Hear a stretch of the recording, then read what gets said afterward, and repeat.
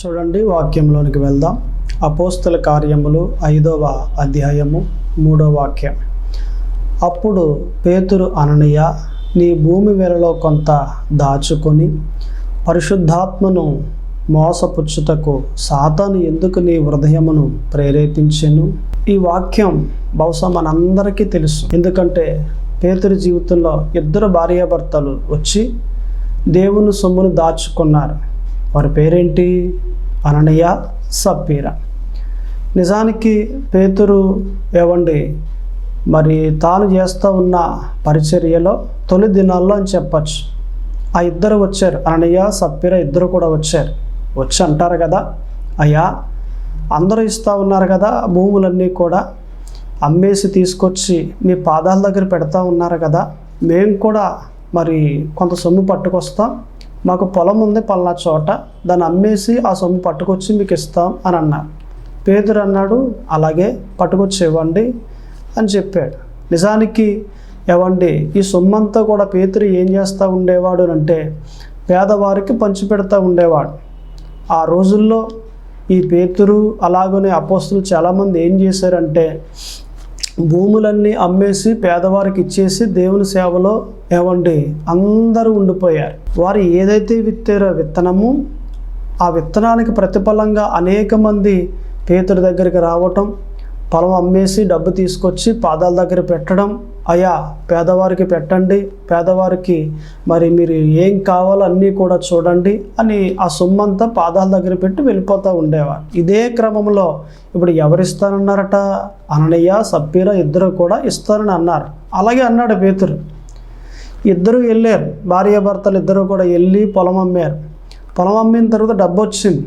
ఆ డబ్బు చేతిలోకి వచ్చిన తర్వాత అరే ఇంత సొమ్ము వస్తుందని మనం అనుకోలేదు, ఇంత సొమ్ము దేవునికి ఇచ్చేయాలా, ఇందులో కొంత దాచుకొని మనం కొంత ఇస్తే బాగుంటుంది కదా అని 2 మాట్లాడుకుని ఏకీభించి కొంత దాచుకుని సొమ్ము కొంత పట్టుకొచ్చి ఇచ్చారు. నిజానికి మొదటిగా వచ్చి ఇచ్చింది ఎవరు అంటే భర్త పట్టుకొచ్చాడండి. పట్టుకొచ్చి పేతురు చేతిలో పెట్టాడు. అప్పటికే వీళ్ళ రాకముందరే పేతురు దగ్గరికి దేవుడు ఒక వర్తమానం పట్టుకొచ్చేసాడు. ఈ వర్తమానం ఏంటి? వీరు సొమ్ము దాచుకున్నారు అనే వర్తమానం పట్టుకొచ్చేసారు. ఎప్పుడైతే పరిశుద్ధాత్మ దేవుడు పేతురు దగ్గరికి వర్తమానం పట్టుకొచ్చేసాడో వెంటనే పేతురికి అర్థమైంది, ఏంటి అననీయ, ఏంటి నువ్వు చేసిన పని ఏంటి? నీ దగ్గర ఉన్నప్పుడు ఈ పొలం నీదే కదా, దేవుడికి ఇచ్చావు, ఇచ్చిన తర్వాత అది దేవుడిదే కదా, ఇచ్చేసిన తర్వాత కొంత సొమ్ము ఎందుకు దాచుకున్నావు? మరలా అసలు అపవాది ఎందుకు ప్రేరేపించింది? అసలు అపవాదికి ఎందుకు లోబడ్డావు అని మాటలు ఎలాగ మాట్లాడుతూ ఉండగానే అక్కడికక్కడే పడి పేతురు కాళ్ళ మీద చనిపోయాడు. పేతురు దగ్గర ఎవరో కొంతమంది ఉన్నారు, వాళ్ళు వచ్చారు, ఈ అననీయని తీసుకుని వెళ్ళారు, ఈ బాడీని తీసుకెళ్ళి పాతి పెట్టేశారు. వచ్చి వాకిట్లో ఉన్నారు. ఈలోగా భార్య వచ్చింది.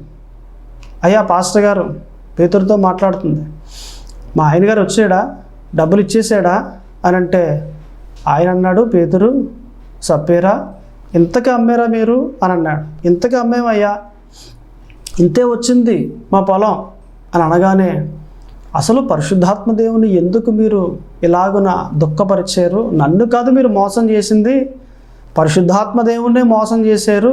ఇదిగో చూడు, మీ ఆయన్ని పాతి పెట్టిన వారు వాకిట్లోనే ఉన్నారు, నిన్ను కూడా తీసుకుపోతారు అన్నాడు పేతురు. ఆ మాట అనగానే అక్కడికక్కడే పడి చచ్చిపోయింది.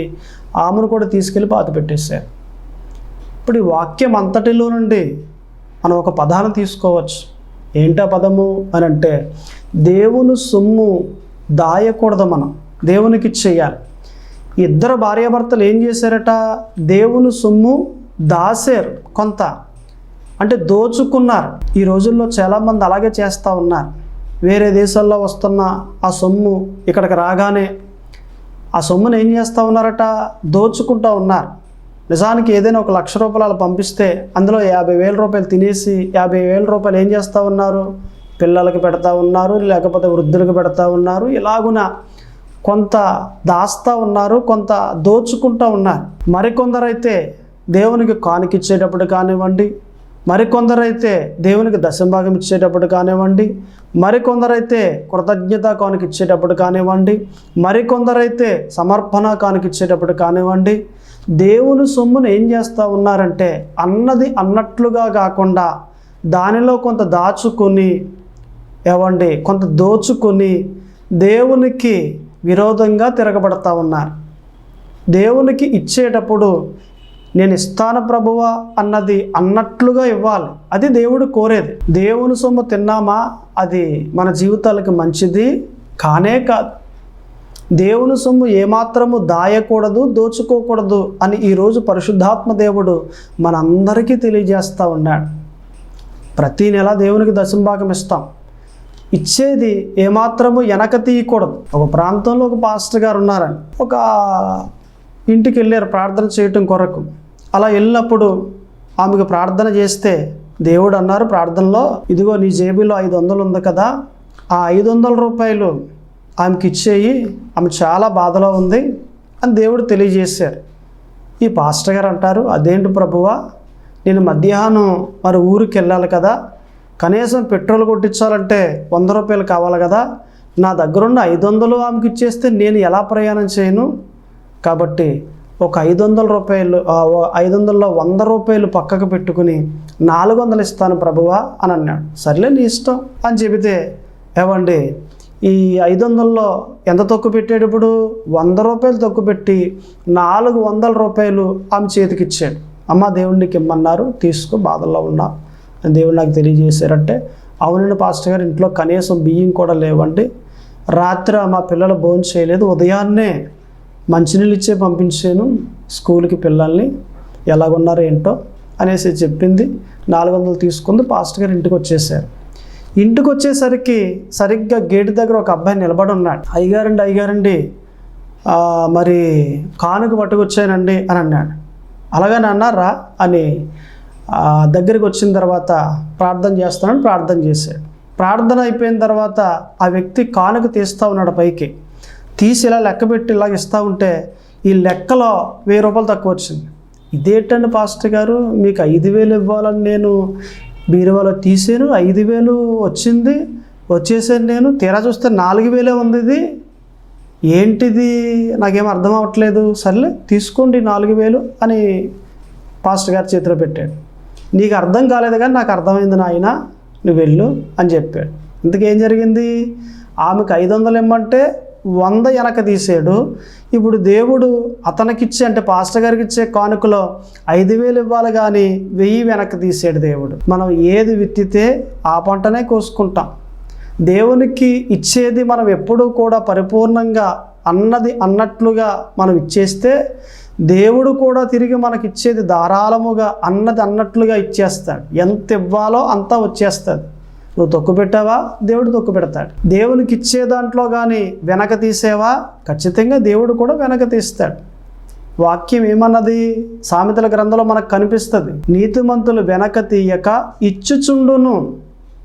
కాబట్టి మనం దేవుని యొక్క నీతి కలిగి ఉన్నాం, ఆయన నీతి కార్యాలు చేస్తూ ఉన్నాం, ఆయన పాదాల దగ్గర ఉండి దేవుని పిల్లలుగా నడుస్తూ ఉన్నాం. ఇప్పుడు దేవునికి ఇచ్చేటప్పుడు వెనక తీస్తే ఏమైనా బాగుంటుందా? నీ సొమ్మే దేవునికి ఇస్తానన్న తర్వాత అది దేవునిది. అది అనక ముందర నీ సొమ్మే కదా, అనకుండా ఉండగలిగితే మంచిదే కదా. అనేసిన తర్వాత ఇంత ఇచ్చేయాలా, దశంభాగం ఇవ్వటం మొదలుపెట్టేసిన తర్వాత ఇంత ఇచ్చేయాలా, కానుకు మనసులో అనేసుకున్న తర్వాత ఎంత ఇచ్చేయాలా, దేనికి అనుకోకుండా ఉండు. ఒకవేళ అనుకుంటే గనక ఖచ్చితంగా దేవునికి అనుకున్నట్లుగానే ఇవ్వాలి. ఇది వాక్యం. ఏం పట్టుకెళ్తామండి, డబ్బు పట్టుకెళ్తామా, స్థలం పట్టుకెళ్తామా, పొలం పట్టుకెళ్తామా, పోను కట్టిన ఇల్లు, కొనుక్కున్న కారు అన్నీ వదిలేసి వెళ్ళిపోతాం. ఈ డబ్బు, ఆస్తులు, అంతస్తులు ఇవన్నీ మనతో రావు. మన స్వాస్థ్యం ఏది, దేవుడే. ఆయనకి మనకి సంబంధం, ఆయనకి మనకి పొత్తు. ఆయన మనకు కావాలి కానీ ఇవన్నీ కాదు. భూమి మీద ఉన్నాం కనుక కారు వాడుకుంటాం, భూమి మీద ఉన్నాం కనుక స్థలము, పొలము, డబ్బు, బంగారం వాడుకుంటాం. ఆయన దగ్గరికి వెళ్ళిపోయేటప్పుడు ఏం పట్టుకెళ్ళాం కదా. ఈలోగా మనం కరెక్ట్గా ఉండాలి, నీతిగా బ్రతకాలి, పరిశుద్ధంగా ఉండాలి, యథార్థంగా ఉండాలి, అని దేవుడు మనకి తెలియజేస్తూ ఉన్నాడు. దేవుని వాక్యాల ప్రకారంగా మనం నడవగలిగితే మన జీవితాలు అన్నీ బాగుంటాయండి. అన్నీ బాగుంటాయి. బాగోలేదండి పాస్టర్ గారు, ఈ సంవత్సరంలో అంత నష్టం వచ్చేసింది. కారణం ఏంటి? నీలో తేడా ఉంది. ఎక్కడో విత్తనం విత్తావు, రావాల్సింది రాలేదంటే ఎక్కడో విత్తనం విత్తావు. నీలో తేడా పెట్టుకుని దేవుడు నాకు అన్యాయం చేసేసాడండి. చాలామంది ఎలా అంటారు, దేవుడు నాకు అన్యాయం చేసేసాడండి. ఇంకేమన్నా ఉందా? నేను న్యాయంగానే ఉన్నాను కానీ దేవుళ్ళు అన్యాయం ఉందండి, నాకు రావాల్సింది రాలేదండి, నా కుటుంబంలో ఇలా జరిగిపోయిందండి, నా బిడ్డ విషయంలో ఇలా జరిగిపోయిందండి, నాకు అన్యాయం జరిగిపోయిందని పాస్టర్ గారు. కావచ్చు, తప్పేదైనా ఏమండి మనలోనే ఉంటుంది కానీ దేవుళ్ళో ఉండదు. ఏదైనా ఒకటి జరిగిందంటే దేవుళ్ళో తప్పు ఉండదు, మనలో ఉంటుంది. మనం వెతుక్కోవాలి. అంతేగాని నేనేం తప్పు చేశానని వెతుక్కోకుండా దేవుని మీదకి నెట్టేసి దేవుడేనండి కారణం అంతా, దేవుడే పడగొట్టేసాడండి, దేవుడే గాయం చేసేసాడండి, దేవుడే నాశనం చేసేసాడండి, ఆయనలో అన్యాయం ఉందండి నాకు తెలిసింది. ఎందుకు ఇలాంటి మాటలు? అబద్ధం కదా. దేవుళ్ళు అన్యాయం ఉందంటే దేవుళ్ళు అన్యాయం ఉంటే ఆయన దేవుడే కాదు కదా. ఆయన దేవుడుగా ఉన్నారంటే ఆయనలో ఏమి లేదట, అన్యాయం లేదు. ఏదైనా జరిగిందనంటే తప్పు మనలో ఉంటుంది. ఆ తప్పుని ఏం చేయాలట? వెతుక్కోవాలి, దొరుకుద్ది. దేవుణ్ణి అడిగితే ప్రార్థనలో చెబుతాడు ఆయన. నేను ఏం తప్పు చేశానో నాకు తెలియజేయండి ప్రభు అని ఆయన అడిగితే ఖచ్చితంగా ఆయన తెలియజేస్తాడు. దాన్ని మనం సరి చేసుకుని మరలా వెళితే, ముందుకు నడిస్తే మన జీవితాలన్నీ బాగుంటాయి. కాబట్టి ఈ అననీయ సప్ఫీరాలు ఏం చేశారట? దేవుని సొమ్మును దాచారు. మనం అలా దాయకూడదు, అలా దోచుకోకూడదు. రూపాయి కూడా తేడా లేకుండా దేవునికి ఇచ్చేస్తూ ఉండాలి. కాబట్టి దేవుని సొమ్మును మనం ఏం చేయకూడదు? దాయకూడదు. అసలు వేటిని మనము దాయాలి అనేది 3 మాటలు మనం మాట్లాడుకోవచ్చు. అందులో మొదటి మాట మనకు కనిపిస్తూ ఉంది. సామెతల గ్రంథము 2వ అధ్యాయము 1వ వాక్యం. నా కుమారుడా, నీవు నా మాటలు అంగీకరించి నా ఆజ్ఞలను నీ యొద్ద దాచుకుని ఎడల అని అన్నాడు. ఆజ్ఞలు అంటే మాటలు, అంటే దేవుని మాటలు మన హృదయంలో మనం ఏం చేయాలి? దాయాలి. వాక్యాన్ని చదువుకోవాలి, వాక్యాన్ని వినాలి, రోజు దేవునితో సహవాసం చేయాలి. ఈ వాక్యాలన్నీ కూడా మన హృదయంలో దాయాలి. దేవుని మాటలు, దేవుని వాక్యాలు మనము దాయాలే కానీ మన హృదయంలో దేవుని సొమ్మును దాయకూడదు. ఏది దాయాలో అది దాయాలి, ఏది దాయకూడదో అది దాయకూడదు. మన జీవితాలు హెచ్చింపబడాలన్నా, మనము దీవించబడాలన్నా, మనం ఆశీర్వాదాన్ని పొందుకోవాలన్నా, మన బంధువుల్లో తలగా అవ్వాలన్నా, మన ప్రాంతంలో ఒక మంచి పేరు మనకి కలగాలన్నా మనం ఏం చేయాలో తెలుసా? ఏది దాయాలో అది దాయాలి, ఏది దాయకూడదో అది మానేయాలి. ఇది భక్తి అంటే. ఎవరైతే ఇలాగుంటారో, ఎవరైతే ఇలా జీవిస్తారో వారి జీవితాల్లో ఖచ్చితంగా ఒక ఉన్నతమైన స్థానాన్ని, ఒక ఉన్నతమైన దీవెనను వారు పొందుకుంటారు. అటువంటి ఆశీర్వాదం మనకు కావాలి అని అంటే దేవుని మాటలు మన హృదయంలో దాయాలి. ఇందులోనే మనకి 2వ మాట కూడా మనకు కనిపిస్తుంది. ఎక్కడనంటే సామెతల గ్రంథములో 17వ అధ్యాయము 9వ వాక్యం. ప్రేమను వృద్ధి చేయగోరువాడు తప్పిదములను దాచిపెట్టును. చూడండి, ఏం దాస్తాడట? తప్పిదములు. ఎవరైతే ప్రేమిస్తూ ఉన్నారో, ఎవరైతే ఆమె ప్రేమను, అతని ప్రేమను కోరుకుంటూ ఉన్నారో, ఈ ప్రేమను ఎదిగింపజేసేవాడు, వృద్ధి చేసేవాడు ఏం దాస్తాడట? తప్పిదములు దాస్తాడు. ఎవరో ఉన్నారండి మన దగ్గరికి వచ్చారు, వాళ్ళ ఆమె ఇలా వ్యభిచారం చేస్తూ ఉంది అని చెప్పారు. అది మనం విన్నాం, మన మనసులో పెట్టుకున్నాం. ఇప్పుడు ఆమె వచ్చింది, మర్నాడో లేకపోతే 2వ రోజో మన దగ్గరికి ఆమె వచ్చింది, వ్యభిచారం చేసిన వ్యక్తి. నువ్వు ఇలా చేస్తున్నావంట కదా, తప్పు అని చెప్పకూడదు. ఏం చేయాలి? మనం దాయాలి. దాన్ని హెచ్చరించేటప్పుడు హెచ్చరించు వాక్య ప్రకారంగా. కానీ నేను ముక్కుసూటిగా మాట్లాడతానండి, నీ ఎదుటిగా ఏదైతే ఉందో నా మనసులో అది మాట్లాడేస్తానండి. కానీ ఒకటి, నువ్వు దాయాలి అనేది దాయాలి, దాయకూడదు అనేది మానేయాలి. అలా మాట్లాడితే ఆమె బాధపడుతుంది, వాక్యాలు చెప్పు, యేసుప్రభు గొప్ప దేవుడు అని చెప్పు, నువ్వు ఎలా నడవాలో తెలియచేయి. అప్పుడు ఆమె తెలుసుకుంటుంది. దాని ప్రకారంగా వెళ్తూ ఉన్నప్పుడు ఇటువంటి తప్పిదాలు మనం చేయకూడదని ఎలా బోధించాలో జ్ఞానంగా బోధిస్తే ఖచ్చితంగా తెలుసుకుని ఆ వ్యభిచారం మానేస్తుంది. అంతేగాని రాగానే ఇలా ముక్కుసూటిగా మాట్లాడేస్తే నీ మాటలో ఆమె దగ్గర విలువ ఉండదు. ఇలా మాట్లాడతావు, నా దగ్గర దేవుని నమ్ముకున్నావు, దేవుని వాక్యాలు బోధిస్తూ ఉంటావు, నువ్వేదో మంచిగా మాట్లాడతావు, నీ దగ్గరికి వస్తే నన్ను ఇంత మాట అంటావా అని వెళ్ళిపోద్దు. నీ మాటలు నమ్మదు. కాబట్టి ఏది దాయాలో అది దాయాలి. ప్రేమించేవారు, ప్రేమను వృద్ధి చేసేవారు తప్పిదాలు ఏం చేస్తారట? దాస్తారు. దాయాలి. మనం పక్క వారి తప్పిదాలు దాయాలి. భార్యే ఓ పని చేసింది అనుకోండి, నిజానికి భర్తకు తెలియదు. వాళ్ళ అమ్మ వచ్చింది, బీరువాలో ఉన్న 10,000 రూపాయల కట్ట ఎవరికి? తన అమ్మకి ఇచ్చేసింది. భర్తకు చెప్పలేదు. ఇది ఎవరికి తెలిసింది? భర్తకు తెలిసింది. తన అమ్మాయి వచ్చేసి, డాడీ ఇదిగో అమ్మమ్మ వస్తే 10,000 మరి డబ్బులు తీసి కట్ట మరి అమ్మమ్మకి ఇచ్చేసింది అమ్మ అని చెప్పింది. తెలిసిపోయింది. ఇప్పుడు భర్త తెలుసుకున్నాడు. తెలుసుకున్న వ్యక్తి పిలిచాడు, భయం చెప్పాడు, నాకు చెప్పకుండా ఎప్పుడూ కూడా నువ్వు ఇలా చేయకని చెప్పాడు, సమాధాన పడ్డారు, అయిపోయింది. తర్వాత ఒక నెలల గొడవ వచ్చింది. గొడవ వచ్చినప్పుడు ఆమె తప్పుదం ఏం చేయాలటీనా?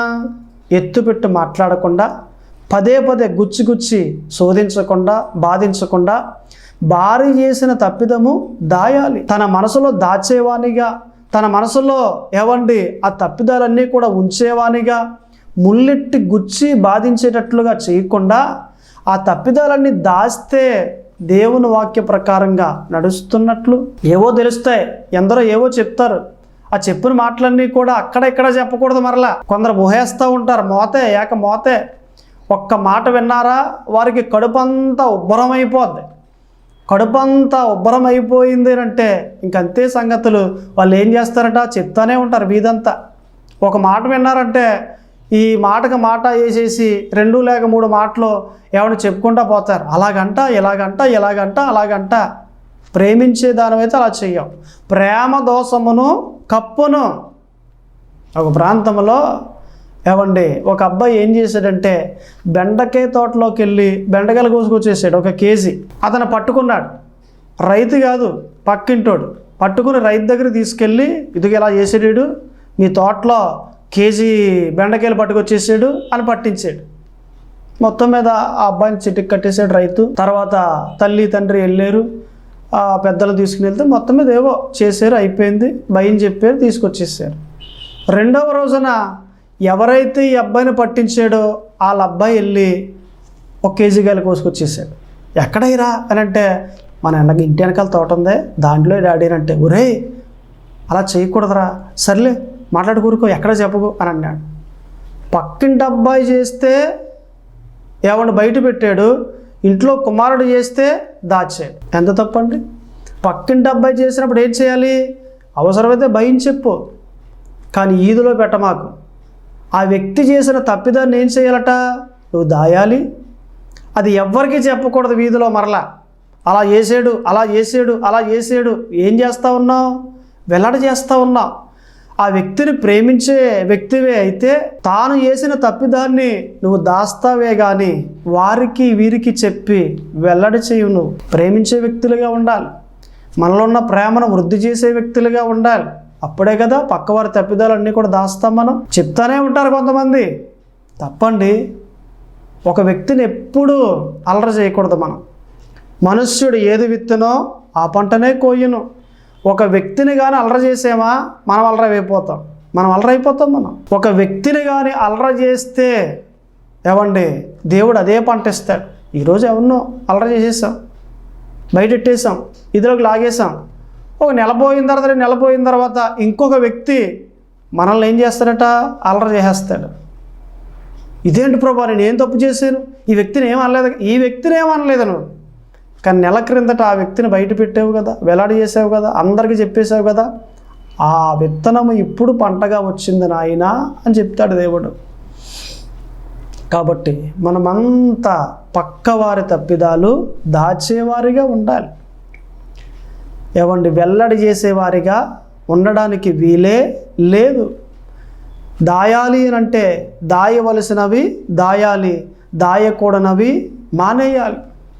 డబ్బు సంపాదించు, వాటిని దాయి, బ్యాంకుల్లో వేయి, తప్పేం కాదు. చాలామంది ఏం చేస్తారంటే యేసుప్రభుని నమ్ముకున్న వారంతా దేవుడే ఉన్నాడండి, నేను దాయనండి, విశ్వాసం మీద పరిచర్య చేస్తున్నానండి. నువ్వు దాయకపోతే నీకు అవసరత రాగానే ఎక్కడికి వెళ్ళాలి? పక్కింటి వారి దగ్గరికి వెళ్ళి చేయి చాపి మరీ అడగాలి. దేవుణ్ణి నమ్ముకున్న నీవు ఒక అన్యుడి దగ్గరికి వెళ్ళి 1000 రూపాయలు అడిగితే ఎంత అవమానం దేవునికి. కాబట్టి డబ్బును దాయి, తప్పేం కాదు. నీకు అవసరత రాగానే నువ్వు తీసి వాడుకో. దేవుడు ఏమన్నారట? సామెతల గ్రంథంలో 6వ అధ్యాయంలో, సోమరి సీమల యొద్దకు వెళ్ళు. సీమలు ఏం చేస్తాయండి? వేసవ కాలము, శీతాకాలము ఏమంటే ఆహారాన్ని సమకూర్చుకుంటాయి. ఆ ఆహారం అంతా కూడా వర్షాకాలం ఏం చేస్తాయి? వాటి గృహాల్లో ఉండి చక్కగా తింటాయి. ఈ 2 కాలాలు కూడా సంపాదించుకుని, ఈ 2 కాలాల్లో కూడా ఆహారాన్ని దాచుకుని, ఈ వర్షాకాలంలో కుదురుగా ఒక చోట ఉండి తింటాయి. మరి ఈ గుణం నీ దగ్గర ఉందా? ఉండదు కొంతమందికి. ఇటువంటి తప్పిదం ఎవరు చేస్తారో తెలుసా? సేవలోకి వచ్చిన మొదటి సేవకులు, లేదా విశ్వాసలోకి వచ్చిన భక్తిలోకి మొదటిగా యేసు ప్రభుని నమ్ముకుంటారే మొదటి స్థితి కలిగిన వారు. రెండవది 60 సంవత్సరాలు అయిపోయినప్పటికీ కూడా మారు మనసు పొందని వారు. ఇంకా చెప్పాలంటే ఒక్క మాటలు అనాలంటే ఏమండి, వాక్యాన్ని తెలియని వారు. నీ ఖజానా వేరేగా ఉండాలి, దేవుని ఖజానా వేరేగా ఉండాలి. నువ్వు సేవకుడు అయితే చెప్తా ఉన్నాను, దావీదు ఖజానా వేరు, దేవుని ఖజానా వేరు. అందుకే బైబిల్లో వ్రాయబడి ఉంది, దావీదు తన ఖజానాలో నుండి ఏమంటే దేవుని ఆలయానికి కొంత ఇచ్చాడు. అంటే దావీదుకి ఖజానా ఉంది, రెండవది ఏమంటే దేవునికి ఖజానా ఉంది. అలాగునే నీకంటూ ఒక సొమ్ము ఉండాలి. దేవుడు చెప్తా ఉన్నాడు, నీతిమంతుల ఇల్లు గొప్ప ధననిధి. ఉందా ధనం? నీతిమంతుల ఇళ్లలో ఏముంటుంది? గొప్ప ధనం ఉంటుంది. నీవే అనేక మందికి ఇచ్చేవానిగా ఉంటావు. నన్ను ప్రేమించేవారిని ఆస్తికర్తలుగా చేయుదును. ఎన్ని అబద్ధాలు అంటారా వాక్యాలన్నీ? ఖచ్చితంగా దీవించబడతావు. అయితే నువ్వు మారు మనసు పొందినప్పుడు, వాక్యాల ప్రకారంగా నడిచినప్పుడు నీకు ఖచ్చితంగా ఆశీర్వాదాన్ని ఇస్తాడు. అబ్రహాము ఏవండి అన్ని విషయములలో ఆశీర్వదింపబడ్డాడు. బంగారము వెండి కలిగి బహుధనవంతునిగా ఉన్నాడు అని బైబిల్లో వ్రాయబడి ఉంది. అబ్రహాము ధనవంతుడు కదా? ధనవంతుడే. దావీదు ధనవంతుడే. సొలొమోను ధనవంతుడే. మరి నువ్వెందుకు ధనవంతుని కావలేదు? నువ్వు మారక, వాక్యాన్ని తెలుసుకోక, వాక్య ప్రకారంగా నడవక, వాక్య ప్రకారంగా ఎప్పుడైతే నడుస్తావో దేవుడు నీకు తెలియజేస్తాడు. డబ్బును దాస్తావు, దగ్గర పెట్టుకుని నీ అవసరాలకు వాడుకుంటావు. ఎవరైనా అప్పు అడిగితే అప్పిచ్చే వ్యక్తిగా కూడా ఉంటావు. అప్పు తీసుకున్న వ్యక్తిగా కాదు, అప్పిచ్చే వ్యక్తిగా. అందుకే వాగ్దానం దేవుడిచ్చాడు పాత నిబంధన గ్రంథంలో, నిన్ను అప్పిచ్చే వ్యక్తిగా చేస్తాను కానీ అప్పు తీసుకునే వ్యక్తిగా చేయను. ఎక్కడికక్కడ వాక్యాలు కనిపిస్తాయి. నువ్వు దీవించబడాలి, అనేక మందికి నీడనిచ్చేవానిగా నీవు ఉండాలి. అది దేవుడు కోరేది. నీకు ఒక బాట తెలియజేస్తాడు, ఒక వే తెలియజేస్తాడు. నువ్వు మారు మనసు పొందినప్పుడు నీకు ఒక వే నీకు దేవుడు తెలియజేసి ఆ వేలో నడిపిస్తూ ఉంటాడు. నీ జీవితం బాగుంటుంది, వర్ధిల్లుతావు, దీవించబడతావు, దేవుని యొక్క ఆశీర్వాదాన్ని పొందుకుంటావు, దేవుని యొక్క సమృద్ధిని పొందుకుంటావు, ఒక ఉన్నతమైన స్థాయిలోనికి ఎదిగింపబడతా. కాబట్టి దయచేసి ప్రతి ఒక్కరూ కూడా ఏది దాయాలో అది దాయాలి, ఏది దాయకూడదో అది మానేయాలి. దాయకూడదు, దేవుని సొమ్ము దాయకూడదు. అననీయ సప్ఫీరాలు ఇద్దరు ఏం చేశారట? దేవుని సొమ్ము దాచేశారు. ఇద్దరు చనిపోయారు, మరణాన్ని కొనుక్కు తెచ్చుకున్నారు. దేవుని సొమ్ము దాస్తే వచ్చేది ఏటట? మరణమది. కాబట్టి దయచేసి ప్రతి ఒక్కరూ కూడా దేవుని సొమ్మును దోచుకోకూడదు, దేవుని సొమ్మును దాయకూడదు. ఏమి దాయాలట? ఏవండి, దేవుని మాటలు మన హృదయంలో దాయాలి, పక్కవారి తప్పిదాలు మన హృదయంలో దాయాలి. అప్పుడు మన జీవితాలన్నీ కూడా బాగుంటాయి. ఇంకొక మాట కూడా మనం చూస్తే సామెతల గ్రంథము 25వ అధ్యాయము 2వ వాక్యం, సంగతి మరుగు చేయుట దేవునికి ఘనత. చూడండి, ఒక సంగతి ఏదైనా మనం తెలుసుకున్నాము అంటే ఆ సంగతిని ఏం చేయాలట మనం? ఏమండి, దాచేవారిగా ఉండాలి. అలా దాస్తే అది దేవునికి ఘనత. దేవుణ్ణి గణపరిచేవునంటే నీకేమొస్తుంది? ఘనతే వస్తుంది. దేవుణ్ణి ప్రేమిస్తే నీకేమొస్తుంది? ఆయన నిన్ను ప్రేమిస్తాడు, నిన్ను అనేక మంది ప్రేమిస్తారు. కాబట్టి దేవుణ్ణి గణపరిచే వ్యక్తిగా ఉండాలి. అలా గణపరిచే వ్యక్తిగా ఉండాలి అంటే ఒక సంగతి నీ హృదయంలో దాయాలి. పక్కవారి తప్పిదాలు దాయాలి, ఇప్పుడు సంగతి దాయాలి. ఎవరైనా నీ దగ్గరకు వచ్చి ఏదైనా అనకూడని మాట, చెప్పకూడని మాట నీ దగ్గరకు వచ్చి చెప్పేశారు. అలా చెప్పినప్పుడు అది ఎవ్వరికీ తెలియకుండా నీ హృదయంలో దాచిపెట్టేయాలి. చెబితే ప్రమాదం, చెబితే ఆటంకాలు, చెబితే ఇబ్బందులు, చెబితే గొడవలు. అటువంటి గొడవలు వచ్చేసే అటువంటి సంగతి నువ్వు దాయాలే కానీ ఏ అధికారికి చెప్పకూడదు, ఏ పెద్దకి చెప్పకూడదు, నీ దగ్గరకు వచ్చే ఆత్మీయ బిడ్డలకు చెప్పకూడదు, ఆఖరికి నీ భార్యకి కూడా చెప్పకుండా దాచే వ్యక్తిగా ఉండాలి. ఆ సంగతి భార్యే కదా అని చెప్పేసావనుకో, దాయకుండా నువ్వు చెప్పేసావు కాబట్టి ఖచ్చితంగా నీ రహస్యాన్ని దేవుడు మరలా ఇంకొకరి ద్వారా చెప్పించేస్తాడు. వాక్యం ఇది. కాబట్టి సంగతి మరుగు చేయాలి. దేవునికి ఘనత. దేవుడు నిశ్చయముగా నిన్నేం చేస్తారు? ఘనపరుస్తారు. ఆయన ఘనపరుస్తారు. దయచేసి ప్రతి ఒక్కరూ కూడా దాసే వ్యక్తులుగా ఉండాలి. ఏమి దాయాలి అంటే, ఒకటి దేవుని మాటలు మన హృదయంలో దాయాలి. 2 పక్కవారి తప్పిదాలు మన హృదయాల్లో దాయాలి. 3 ఏవండి సంగతి దాయాలి. ప్రమాదానికి సంబంధించినది, గొడవలకు సంబంధించినది ఆ సంగతి దాయాలి.